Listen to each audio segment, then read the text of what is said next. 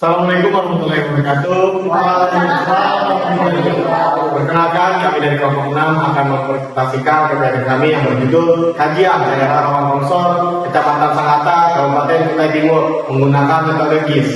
Mungkin langsung perkenalkan, nama saya Iksan Maman.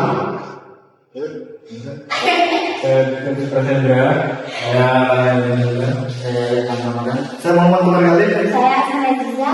Saya Sofia. Saya Nizam. Mungkin langsung saja masuk ke materi ini.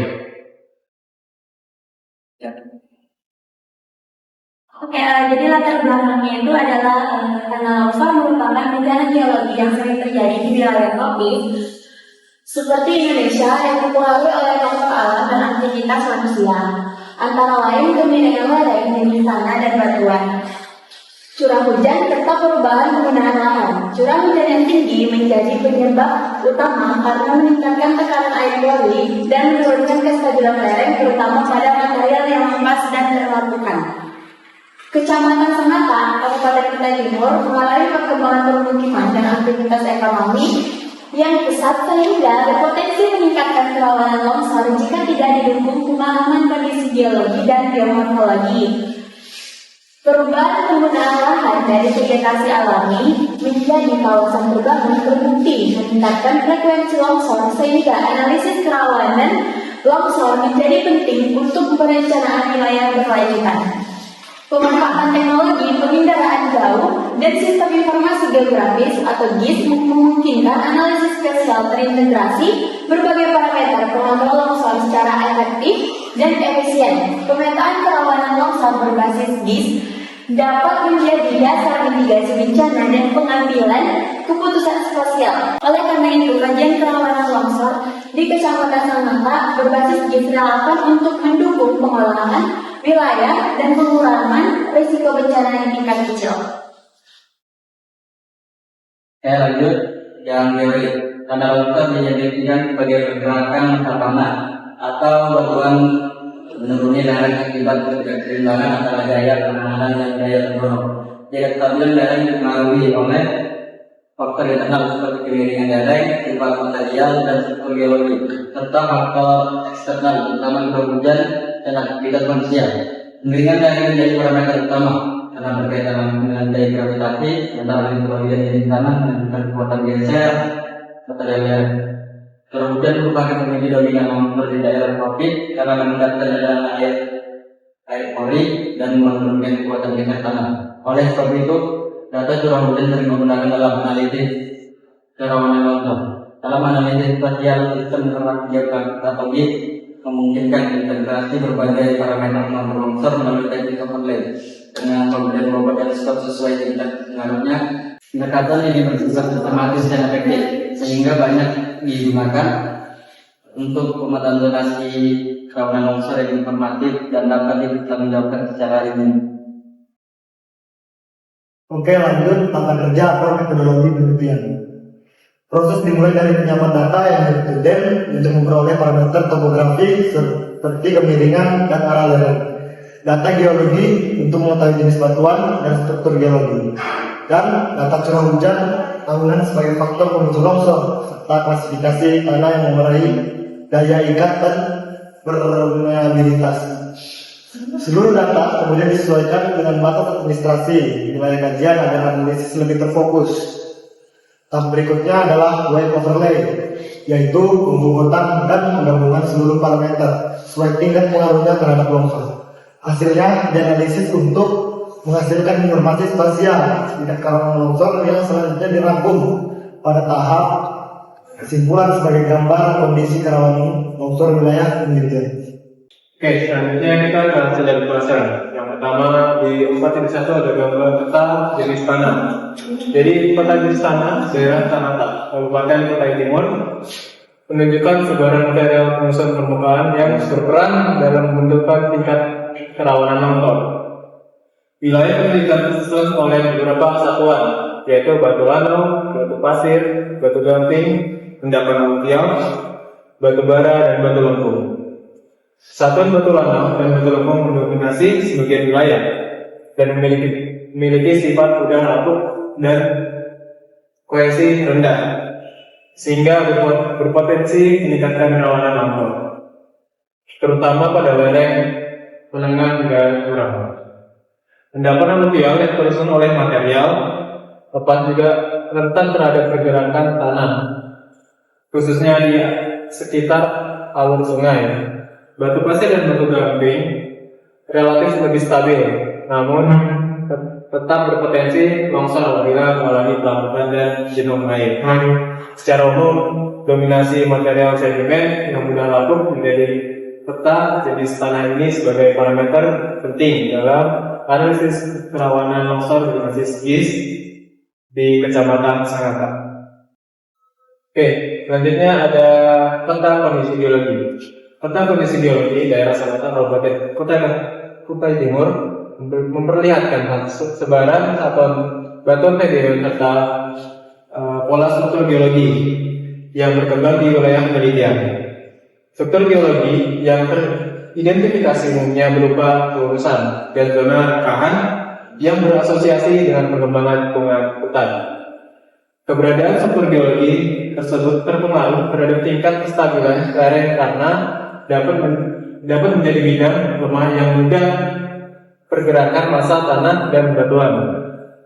Kombinasi antara material sedimen yang mudah lapuk dan berpengaruh struktur geologi menjadikan beberapa bagian wilayah Sangatta memiliki potensi kerawanan longsor lebih tinggi. Oleh karena itu, peta kondisi geologi ini berperan penting sebagai dasar analisis longsor berbasis GIS.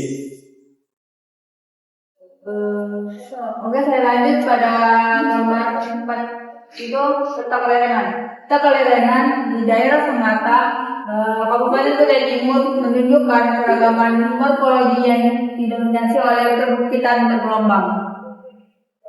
Hingga daratan rendah di area dengan warna hijau hingga merah mengindikasikan zona keberadaan struktur lipatan dan endapan batuan keras.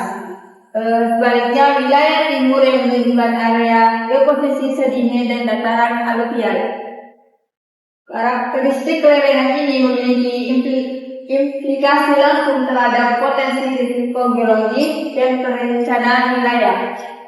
Zona lereng curam di bagian barat memiliki kerentanan lebih tinggi terhadap erosi dan gerakan tanah, sehingga memerlukan manajemen teknis yang tepat dalam aktivitas tambangan. Misalnya itu wilayah yang berisi tipologi ideal untuk pengembangan infrastruktur, namun perlu memperhatikan drainase untuk mengantisipasikan potensi genangan air. Secara keseluruhan, konfigurasi lereng ini menggambarkan dinamika geologi regional yang membentuk formasi pembawa batu bara di Teguh Kutai Timur. Oke, baik, kita lanjut ke peta tentukan lahan. Peta tentukan lahan daerah Sangatta menunjukkan variasi penggunaan dan penutupan lahan yang cukup beragam dalam suatu wilayah. Berdasarkan peta, tutupan lahan didominasi oleh hutan basah dan semak belukar yang tersebar luas, terutama pada bagian wilayah dengan topografi relatif bergelombang hingga berbukit. Selain itu, kawasan pemukiman dan ladang umumnya terkonsentrasi di area yang lebih datar serta mengikuti pola jaringan sungai dan selebritas wilayah. Ladang sawah dan kebun tampak lebih terbatas dan cenderung berada di sekitar daerah aliran sungai yang memiliki persediaan air memadai. Sebaran tutupan lahan ini mencerminkan interaksi antara kondisi fisik, wilayah, dan aktivitas manusia. Peta menjadi informasi penting dalam perencanaan tata ruang, pengelolaan sumber daya alam, dan upaya mitigasi bencana di wilayah Sangatta. Bisa kita lihat di sini pada peta tutupan lahan ini banyak terbagi untuk klasifikasinya ada sawah, pemukiman, ladang, kebun, dan hutan basah, danau, perbukitan, dan tambang. Lanjut ke peta zonasi rawan longsor.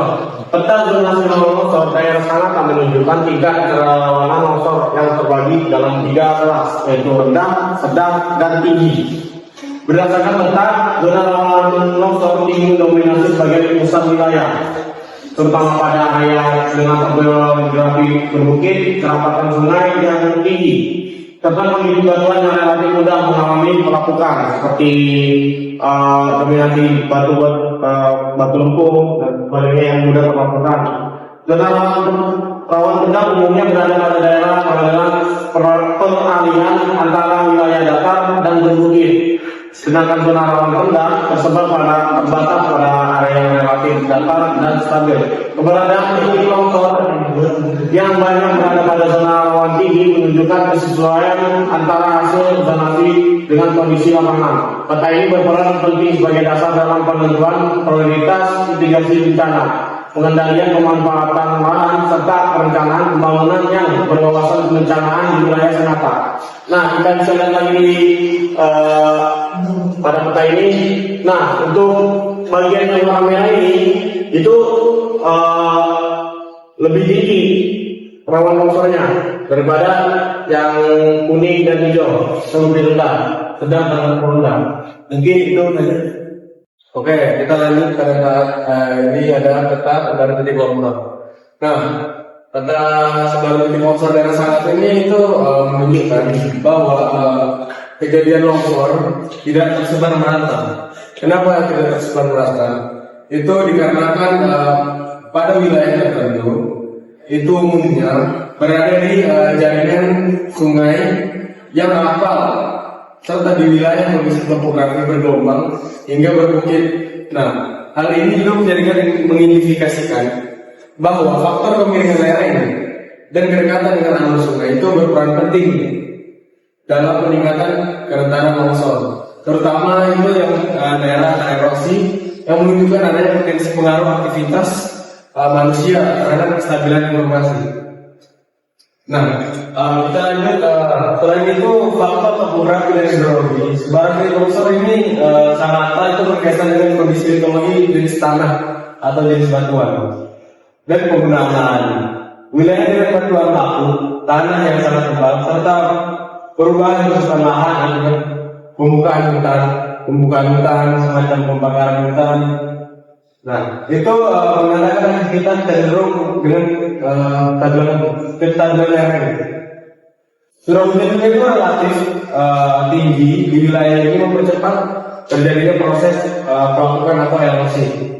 Nah, oleh karena itu, data geologi curah hujan dan penggunaan lahan itu sangat diperlukan dalam meningkatkan akurasi atau kepastian dalam pemetaan kerawanan longsor yang berada di sana. Bisa kita lihat di peta tersebut itu memiliki 10 titik longsor ya.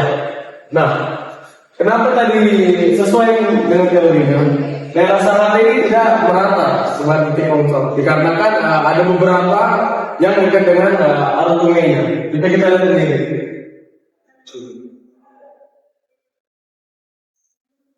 Oke, kita lanjut ke curah hujan di daerah Sanata. Nah, peta curah hujan di daerah Sanata ini memiliki variasi yang beragam. Nah, masih sama dengan peta titik longsor tadi, itu sama dipengaruhi oleh kondisi topografi dan letak geografis wilayah tersebut. Berdasarkan visualisasi peta curah hujan ini cenderung lebih tinggi pada daerah ini dikarenakan elevasi yang lebih kompleks, terutama di bagian barat dan barat daya, yang berkaitan dengan wilayah orografis terhadap penggunaan hujan. Sementara itu, wilayah dataran rendah itu mendekati kawasan pegunungan atau pesisir. Nah, pola ini juga mencerminkan karakter iklim tropis merata secara spasial. Karena informasi pada tersebut itu jelas dan perencanaan tata ruang, pengelolaan sumber daya alam, serta mitigasi potensi bencana hidrometeorologi seperti banjir dan longsor. Bisa juga kita lihat yang sangat mendominasi pada dua warna, yaitu pada warna biru dan juga warna merah. Nah, yang pada daerah ini itu berwarna warna biru itu lumayan tinggi curah hujannya. Nah, yang merah ini juga itu paling tingginya. Kenapa bisa begitu? Karena dari kondisi topografinya lagi. Oke, lanjut ke tabel. Ini ada tabel informasi kerawanan longsor Kecamatan Sangatta berdasarkan analisis GIS. Bisa kita lihat di sini ada 3 kelas rendah, sedang, dan tinggi. Untuk karakter utama di wilayah itu lagi relatif kompak, stabil, curah hujan sedang, kondisi landai sampai agak landai. Untuk potensi longsornya sangat kecil ya untuk di kelas corona ini. Untuk di sedang ini tanah lempungan, nah yang saya katakan tadi rawan terjadi longsor jika di daerah tersebut didominasi oleh tanah lempungan. Untuk kondisi daerahnya angka sedang sampai menengah. Untuk potensi longsornya sedang. Nah ini langsung lanjut ke tinggi. Tinggi material udah lapuk, curah hujan tinggi. Jadi sudah material yang udah lapuk, baru curah hujannya tinggi, sering hujan. Jadi di situ bisa mengakibatkan bencana longsor yang sering terjadi. Zonasi kerawanan longsor Kecamatan Sangatta berdasarkan analisis GIS yang dibagi ke dalam 3 kelas, yaitu rendah, sedang, dan tinggi. Kelas kerawanan rendah dijadikan oleh metodologi relatif kompak, kondisi tanah stabil, serta curah hujan sedang. Dengan kondisi dari Oke, mungkin sekian dari video kami. Semoga ilmu yang kami sampaikan dalam video ini bermanfaat untuk teman-teman semuanya. Sebelumnya mohon maaf apabila ada salah kata, mohon dimaafkan. Wassalamualaikum warahmatullahi wabarakatuh. Salam kenal,